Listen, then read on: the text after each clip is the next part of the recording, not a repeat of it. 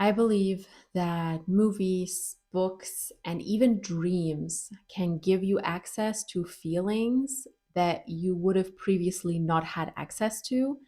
And you can learn from that, you can grow from that. It puts us into states of being that we try to push away when we are fully awake and just fully living our everyday life. And that is why movies and books and also our dreams are so valuable for our own growth, for our shadow work, for our self development. And seeing these emotions that you have never felt before, maybe positive ones, maybe negative ones, brings you on a journey of integrating those emotions, of realizing I've never really felt a sense of belonging in the same way that I felt it in that dream, or I've never really felt so heavy as this person in the movie that I'm watching. And it kind of unlocks new doors within you. And that is the real beauty of it, especially with shadow work. If you don't know what shadow work is, it is the idea of having suppressed parts within yourself, your shadow, things that you do not want to see, that you reject, that you disown. It could be your anger, it could be a positive side, like someone who speaks up. It could be setting boundaries. You are trying to reject that part of you that wants to protect you and that sets boundaries. So, shadow work is something where you look at all of these things that you reject and then you try to integrate them and try to bring them into the wholeness of your personality, of your being, of your everyday life. And there are two thought processes that I want to take you through in this video based on two different movies that I saw. And maybe it can inspire your shadow work, maybe it can inspire your self development, or maybe, I don't know, you're just into these movies and it's interesting to you. So, a few weeks ago, I watched Frankenstein, however you English speaking people say it. I'm German, that's why I say Frankenstein, but Frankenstein, whatever. And in that movie, it was the newest movie that came out, I guess, in 2025. And there is such a deep feeling of empathy that you have for the monster when you watch it. This feeling of being completely alienated, being ostracized from society, the monster being told it doesn't belong, it doesn't have any value beyond the fact that it exists and its maker wanted it to exist. And yet the maker tells it that it's worthless, that it shouldn't be in the world. And of course, that leads to the monster trying to find a connection with something, trying to find a connection with nature, with people that the monster encounters. And it's so heartbreaking to watch because the whole time everyone just sees the monster as a monster because it's very clearly not a human as we are used to it. And when you watch the movie, if you've watched it, let me know if you feel the same way. But I felt that deep sense of alienation so deep within me that I knew that it wasn't just I'm vibing with the character. It was something else. It was that I struggle with that as well. I struggle with feeling like I belong or I don't belong. I struggle with feeling welcome in this world, with feeling like I'm at the right place where I am. And interestingly, for a few weeks, I don't know, those feelings kind of were gestating within me. And I forgot the movie completely. It is only now that I'm thinking about it today that I made this connection. Because when the year ended in end of December, beginning of February, I had a lot of very vivid dreams. And what I remember the most is the emotions I had in those dreams. Not necessarily what happened or what people were there, but the emotions that I had. And in one of those dreams, I had the most radical feeling of belonging, of being part of a community, of being accepted, of walking through a camp of people and knowing that everyone was welcoming, that everyone liked me. And that's kind of what a lot of us go for. We want to be liked by everyone. And you can deny that all you want. The feeling of literally being liked by everyone is so positive for us humans that if you have the strength to bear that you are not liked by everyone, that's great. But I think deep down, we would all like that. We all want perfect harmony around us. We're not here to experience that though, so that usually doesn't happen. But, anyways, so I had this intense feeling of belonging. And when I woke up, I took that feeling and I made it into affirmations for myself. I love to record affirmations just to listen back to them. And in that case, it really, really helped me go back into that feeling. We always say, oh, manifestation or magic is just being in a certain state of feeling something, a certain state of being, a vibration, whatever you want to call it. And saying these affirmations always brought me back into that feeling of belonging, into that feeling of being a part of something bigger. And I still use those affirmations. I still listen to them, and it feels great, especially when I know that I have a situation where I need to interact with a lot of people. Um, and I would maybe have social anxiety or I wouldn't feel like doing it. I now listen to those affirmations, and it helps so much to listen to myself saying something like, you are welcome in this world, you are right where you are, everyone likes you, even if that's not true. We all know that's not true, but it's nice to hear.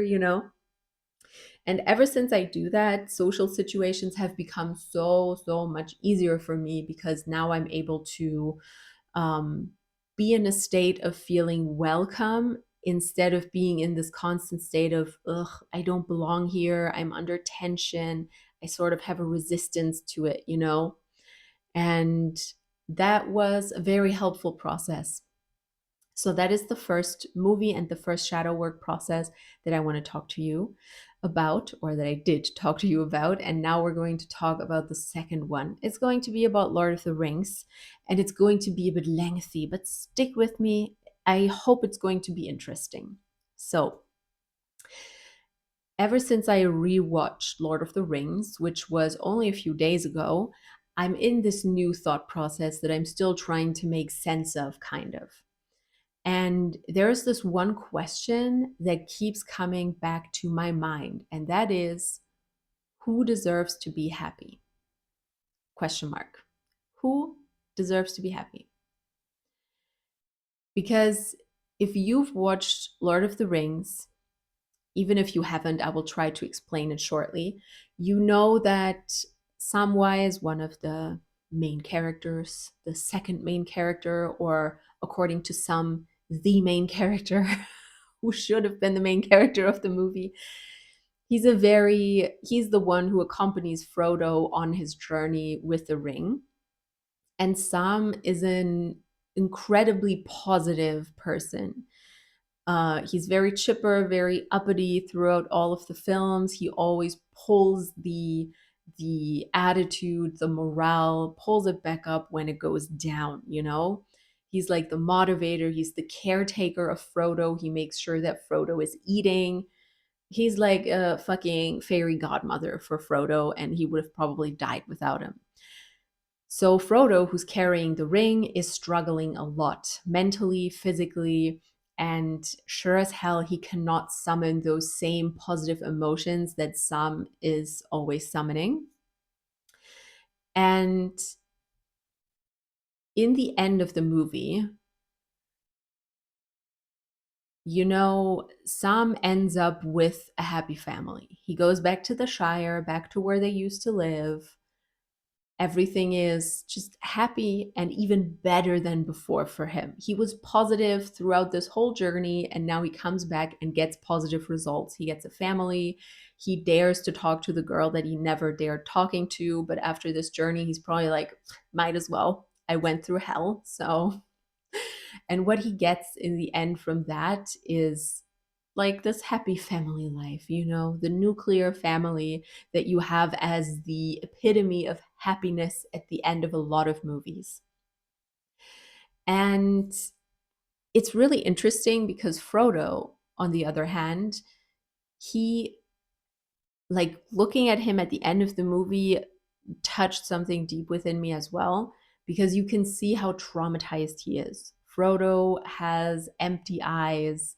Sure, he writes his book and everything, but for 3 years, you can tell that he never let go of that physical and especially the mental, psychological pain that he went through on that journey.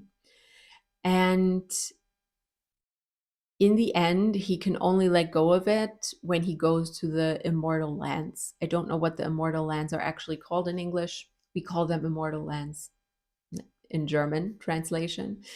And he essentially has to leave Middle Earth. He has to leave the Shire where he thought he was safe, where he thought he might build a life, where he was comfortable, and has to completely leave all of that behind because he is so traumatized by the events of what happened to him. And it just feels like Sam got a really happy ending and Frodo got a happy ending in the end, but for 3 years he was not good, not doing well. And I think it's really interesting when you think about the attitude of the two people and who ends up traditionally happy, and what that says to us as a society, what that says about us, of who we think deserves to be happy in the end. And one other scene that really stuck with me, especially as a spiritual person, is when they are at the bottom of the volcano, almost at their goal, and Sam tries to kind of lighten the mood or bring up Frodo's spirits by taking him on this fantasy journey of the Shire. He's like, think of all the birds that are singing. It's spring there right now. Think of all the trees that are blooming. And Frodo is just like, I can't. I'm in the dark. I'm in the emptiness. And I thought that was such a intense scene that we're always over here like, just be positive, just be happy, just think of all the good things. But sometimes the pain is so deep that you cannot get out of it and you need to feel it. Sometimes those deep, deep, deep depths are so deep that you just cannot bring yourself out of them. And I thought it was really interesting to see that in a movie, but at the same time, you know, Frodo never finds happiness again until he's on that ship to the immortal lands. And I don't know how to feel about that. Because we've all endured a lot.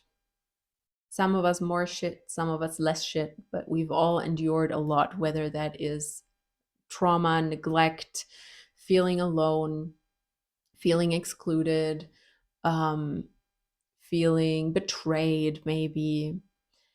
And it's interesting.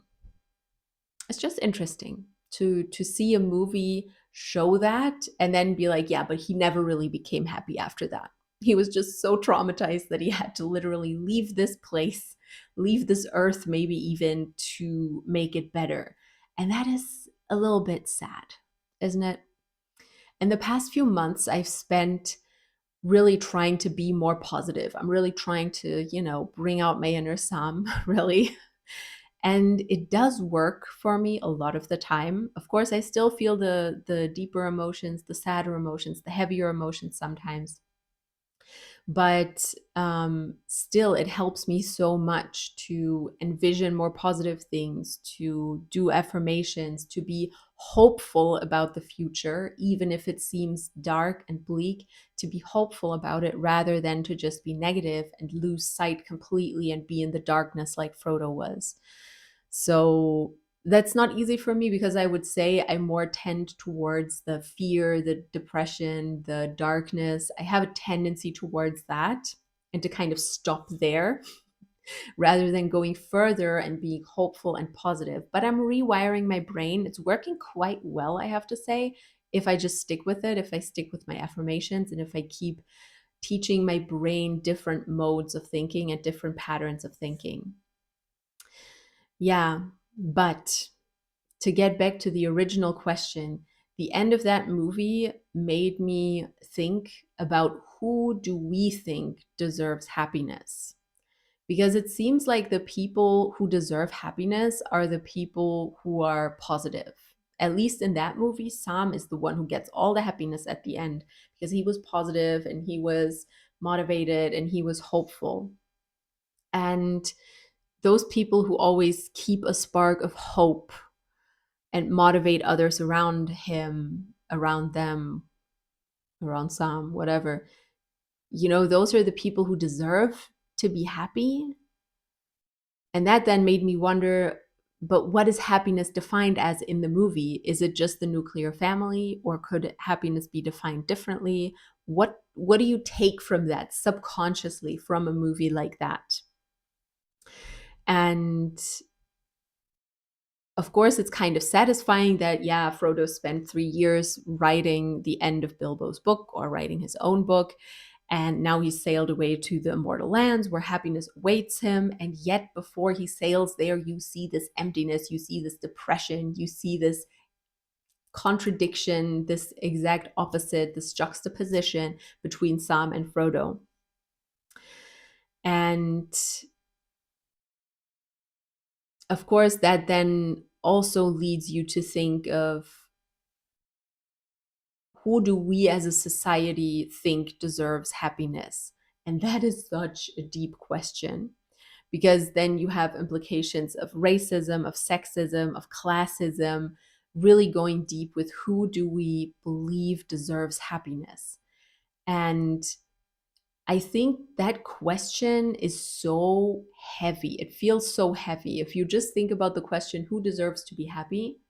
There's this heaviness to that question because it implies that not everyone deserves to be happy.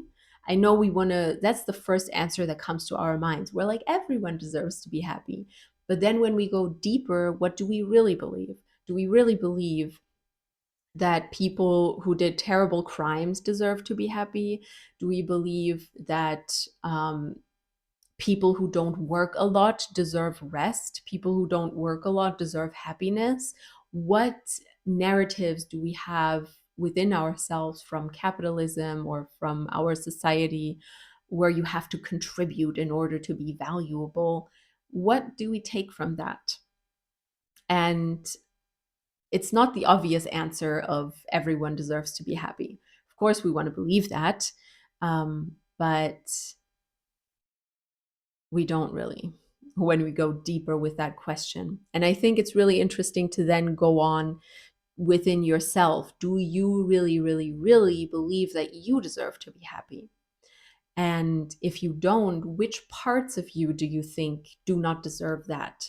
Do you maybe think you are too lazy to deserve rest? Do you think you are too stupid to deserve a high paying job?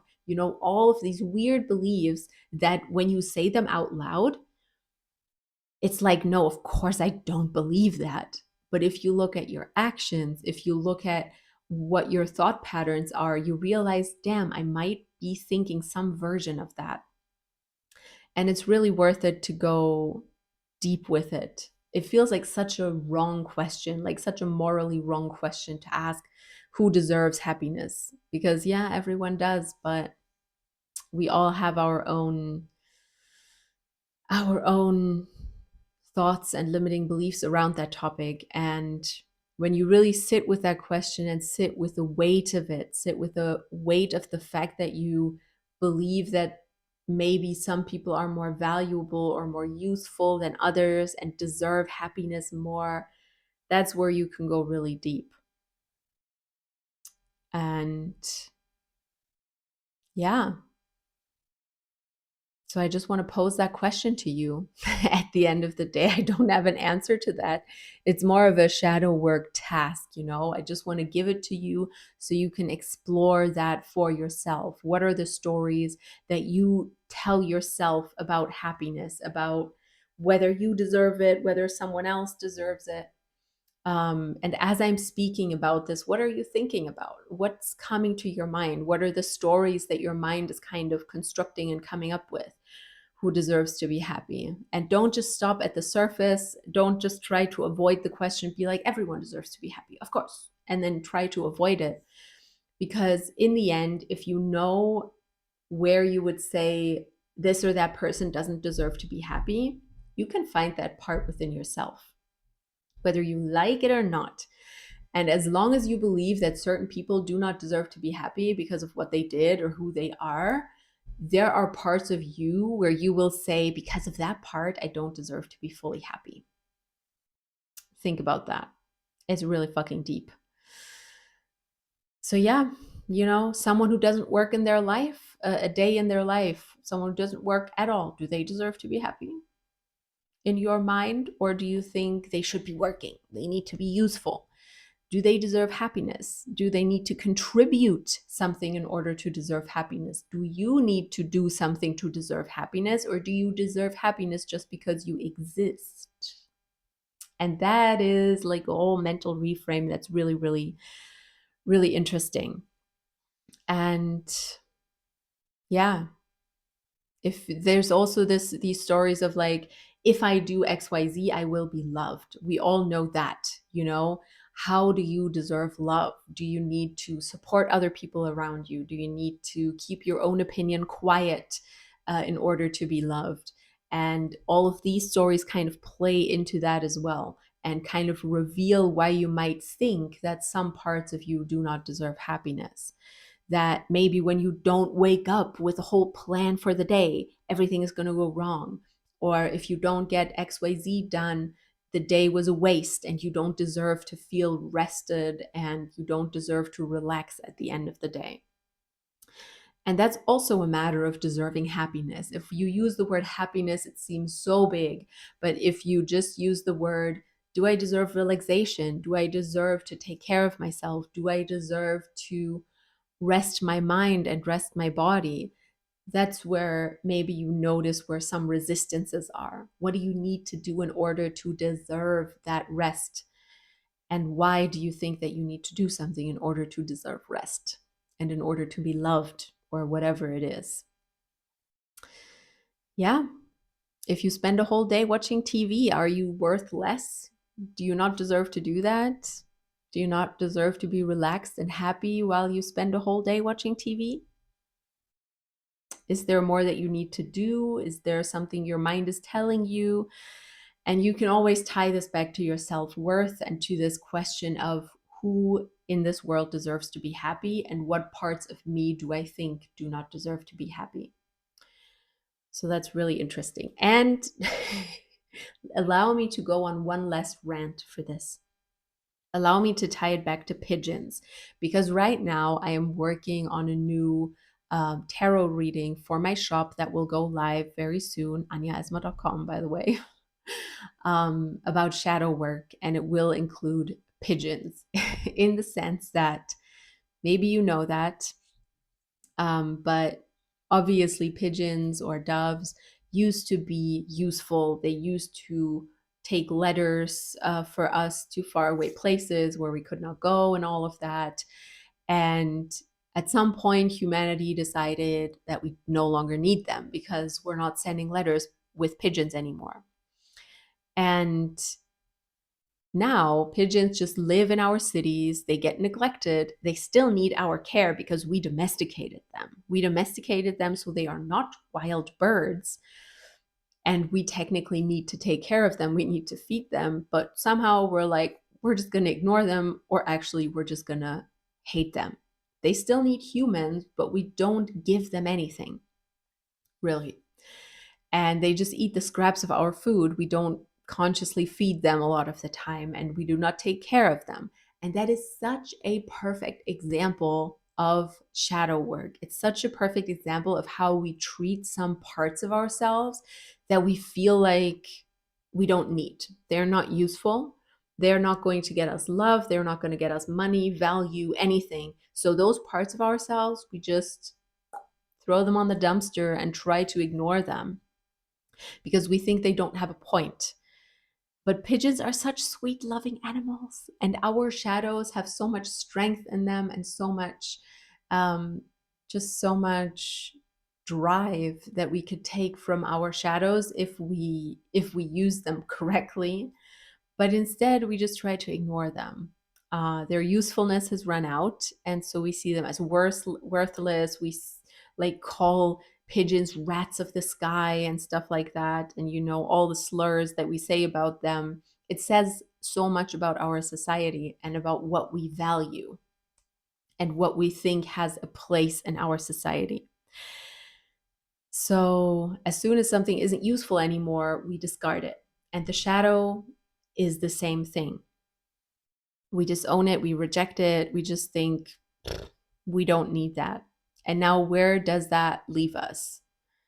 Where does that leave us at the end of this whole rant of mine? With pigeons, with Frodo and Sam, The Lord of the Rings, Frankenstein. Where does that leave us? I don't know. But I hope that this did spark some new ideas within you.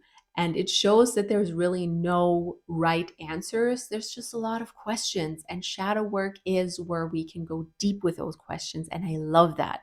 If you do want to dive deeper into all of this, I have a Patreon with journaling prompts about exactly this topic for this month. I also have affirmations for you. I have an essay for you, and I have a general tarot reading. If you're into tarot and you want to see me read tarot, my Patreon is the perfect place for that. So that's just patreon.com/Anya Esma. The link is also below. Yeah. And I think it's so fruitful and so interesting to think about these topics of what do we think about unemployed people? What do we think about people who cannot physically work? What do we think about deep down? What do we contribute? And do we deserve happiness? And it reveals so much about how we limit our own happiness and how we we put conditions on what we need to do in order to be happy or to deserve happiness. So think about that throughout this month and just think about where that takes you. See where it takes you. See where you really feel these feelings about what you're pushing away from yourself, what you think, who do you think doesn't deserve happiness, etc. Go deep with that and really feel it. Where do you feel it? How do you feel it? Where is it coming from? Thank you so much for listening to this rant. I hope it was inspiring to you, and I look forward to seeing you in the next video. Like the video, subscribe if you liked it, and I will see you very, very soon.